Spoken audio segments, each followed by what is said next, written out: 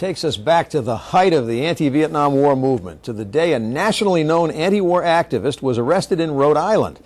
It was 40 years ago today, August 11th, 1970. Daniel Berrigan was arrested on Block Island.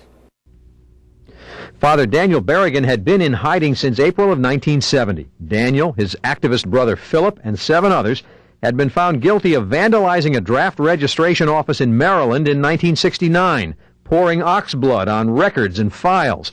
They were sentenced to 3 years. Berrigan was picked up at the Block Island home of a man named Stringfellow. This same day, a crowd of Berrigan supporters staged a rally at Kennedy Plaza in Providence, protesting Berrigan's apprehension.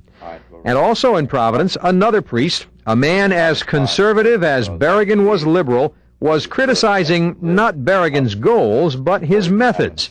Recognize this man? It would be very pleasant and dramatic to be a revolutionary, but it would be suicidal, I think, because this would be destroying everything that I want to liberate. This is not faulting Father Berrigan. I'm not going to sit in judgment on him.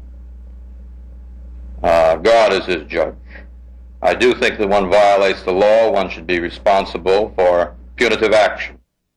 The voice sounds familiar, doesn't it? Maybe a little quieter than nowadays. That speaker was Father John McLaughlin, a Jesuit priest who defied his superiors who said he could not get into politics. He ran as a Republican against Rhode Island Senator John Pastore in 1970 and lost.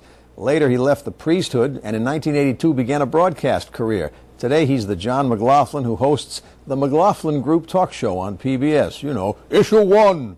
That guy. As for activist Daniel Berrigan, he's still a peace activist today, seen as recently as 4 years ago at a Freedom and Peace Festival on Staten Island in New York. That's Flashback.